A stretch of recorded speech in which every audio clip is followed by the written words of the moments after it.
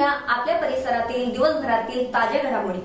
काय सांगणार नवनाथ भाऊ राजगुरू, कारण आपण जवळपास आता वंचित बहुजन आघाडी व शिवसेना उद्धव बाळासाहेब ठाकरे गटा कोण उभा आहात या संदर्भात काय सांगाल? आपला काय विजन आहे इलेक्शन लढायचं? नमस्कार, मी नवनाथ जगन्नाथ राजगुरू।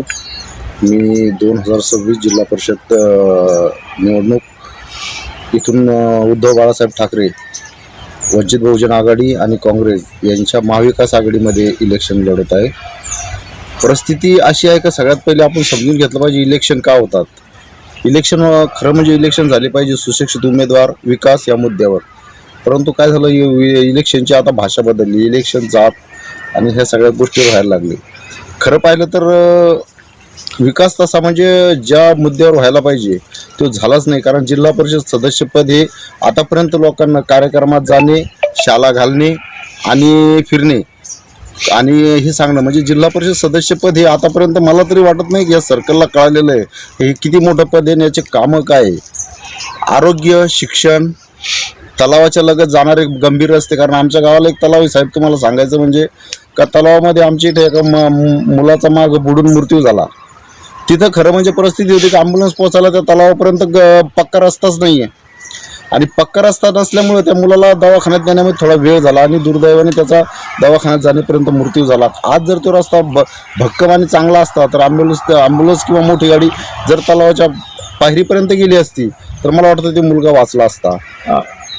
आपलं आता विजन काय असणार? कारण आता तुम्ही मोठ्या प्रमाणे इलेक्शन लढत आहात आणि तुम्हाला जर निवडून आले तर विजन काय असणार तुमचं? विजन हे जे प्रलंबित कामं आहेत उमेदवारांनी जे केले नाही, शिक्षणाचं, जिल्हा परिषद शाळांचं डेव्हलपमेंट, त्यांचा दर्जा उंचावणे, आरोग्याच्या बाबतीत गंभीर समस्या आहे। कारण ग्रामीण भाग आहे, मोठे दवाखाने जवळपास नाही, दवाखान्यांना डेव्हलप करणे, जिथं दवाखाना नाही त्यासाठी झडपीमध्ये संघर्ष करून ते दवाखाने तिथं डेव्हलप करणे, रस्त्याचा प्रामुख्याने प्रश्न आहे, पाण्याचा प्रश्न आहे, गावातील अंतर्गत रस्त्याचा प्रश्न आहे। असे बऱ्याच गोष्टी ज्यावर काम करायचं मला तरी वाटतं आणखी खूप बाकी आहे। आणि पारंपरिक जे उमेदवार आहेत जे परंपरेनुसार इलेक्शन लढवतात आणि त्यांचं काम फक्त इलेक्शन जिंकणं असतं, काम करणं नसतं। आमचं व्हिजन काम करणं आहे, इलेक्शन जिंकणं हे तर आहेच। आता हे मायबाप जनता सर्व आहे पाठीशी, जर आम्ही जिंकूच कारण आमच्या मागे ज्याप्रमाणे सहकार्य आहे सर्व जनतेचं ते जिंकूच आणि जिंकल्यावर नक्कीच 5 वर्ष प्रांजळपणानं आणि म्हणजे आमच्या पक्षाच्या व्हिजननुसार 80% समाजकारण आणि 20% राजकारण हे जे आमच्या आदरणीय हिंदराजे सम्राट बाळासाहेब ठाकरे यांचं काय म्हणते ना वाक्य होतं, त्या वाक्याला पुन्हा उजळणी देण्याची वेळ आलेली आहे आणि ते काम ग्रामीणमध्ये करण्याची वेळ आली असं मला वाटतं। बेरोजगार तरुणासाठी रोजगार किंवा कौशल्य प्रशिक्षणाबाबत काय योजना आहे आपली? नाही, हा तर खूप गंभीर प्रश्न तुम्ही मला विचारला। कारण आज जर तुम्ही पाहिलं तर MIDC आपल्याकडे येते आणि त्यानुसार शिक्षणाचा दर्जा कसा असला पाहिजे। तिथं 12वी उत्तीर्ण झालेल्या मुलांसाठी काय होतं का म्हणजे ग्रामीणमधला विद्यार्थी असतो 10वी 12वी पास झालं म्हणजे काय करावा हा प्रश्न पण जेव्हा माझ्या घरातली मुलं 10वी 12वी पास झाले तर खऱ्या अर्थानं मला सुद्धा कळलं नाही का आता काय करावं लागतं, कसं शिक्षण घ्यावं लागतं, कोणचा ग्रुप घ्यावा लागेल, म्हणजे कशाला नंबर लागेल, या सगळ्या गोष्टी ग्रामीणमध्ये असतात। तर दरवर्षी 5 वर्षामध्ये तरी आम्ही असा संकल्प करू जिथं वर्ग आहेत, ग्रुपमध्ये, गटामध्ये कुठं मेळावे घेता येईल का, तिथून शिक्षणाला MIDCच्या अंतर्गत जे कामं येतात त्यानुसार त्यांना कसं म्हणजे शिक्षणाचा ग्रुप निवडता येईल आणि त्यामधून शैक्षणिक कौशल्य जे MIDCना हवंसं आहे ते कसं त्या मुलांमध्ये देऊन त्यांना जॉब करण्याची प्रेरित करणं। कारण तुम्हाला सांगतो मी का ग्रामीणमधला भाग असल्यामुळे साहेब का शिक्षक म्हणजे कष्टकरी वर्ग आहे, सगळा कष्टकरी वर्ग हा रात्री आई वडील जातात। ईशा जी, आपके हस्बैंड आपकी वॉशिंग को 10 में से कितने मार्क्स देंगे? जाने दीजिए ना। अरे घबराइए मत।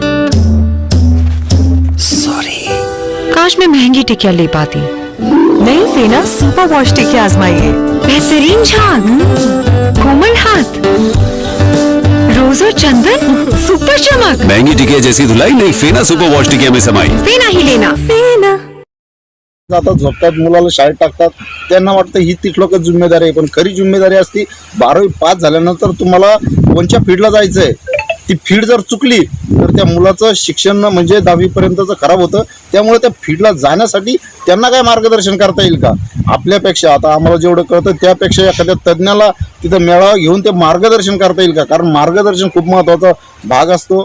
मार्गदर्शन केलं तर आज MIDC मध्ये म्हणजे नवीन MIDC बी येणार आहे, त्यामध्ये जॉब कसे त्यांना जास्तीत जास्त देण्यात येईल आणि बेकारीचा प्रश्न कसा मार्गी लावता येईल यावर एक नवं व्हिजन घेऊन आम्ही जनतेपुढे जाणार आहोत आणि नव्यानं काहीतरी विचार करावा लागेल. आज काय होतं का म्हणजे बेकारीचा प्रश्न म्हणजे काय, शासकीय काय सांगतं, हाऊसकीपिंगमध्ये काम करा, सिक्युरिटीमध्ये काम करा, हे नाही.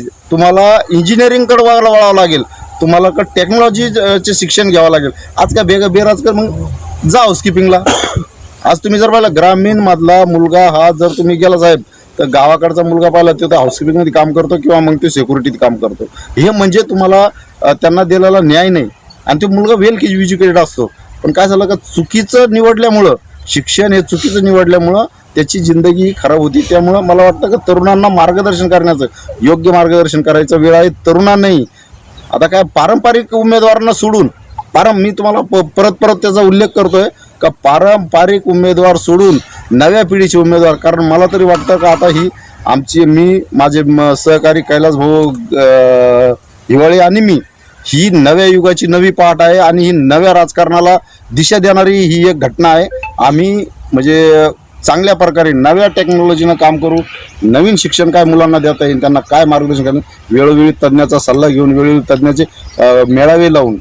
आणि मी तुम्हाला पहिलेच सांगितलं की आमचं व्हिजन बाळासाहेबांच्या त्या वाक्याला देण्याचं आहे, त्या वाक्याची न्याय करण्याचा आहे की 80% समाजकारण आणि 20% राजकारण. आता काय झालं का सगळं म्हणजे 99% राजकारण आणि फक्त आपल्या घरापुरतं समाजकारण, हे ह्या नेत्यांचं व्हिजन आहे. मला म्हणजे कोणावर टीका टिप्पणी करायची नाही आहे, परंतु समाजाला न्याय देत असताना ही सगळी विचारसरणी तुमच्याकडे असली पाहिजे. आणि बिना विचारसरणीचा नेता निवडला तुम्ही जाती याच्यावर त्याच्यावर धर्मावर, तर मी सांगतो का हे येणाऱ्या पिढीसाठी खूप ते आहे. आपण येणाऱ्या पिढीचा विचार केला पाहिजे. आपण सुशिक्षित आहोत, आपण म्हणजे आपणही या सगळ्या गोष्टी फेस केल्या. आम्ही पण ग्रामीणमधले आहोत भाऊ. आम्हाला जर योग्य मार्गदर्शन भेटलंच नाही, आम्ही कसे सक्सेस झालो काय झालो हा आमचा व्यक्तिगत विषय आहे. परंतु मुलांना शिक्षण म्हणजे सक्सेस करण्यासाठी योग्य मार्गदर्शनाची गरज, इतकी शिक्षणाची गरज असते, आईवडिलांच्या कष्टाची गरज असते. मला वाटतं ह्या सगळ्यापेक्षा तेवढीच गरज योग्य मार्गदर्शनाची असते.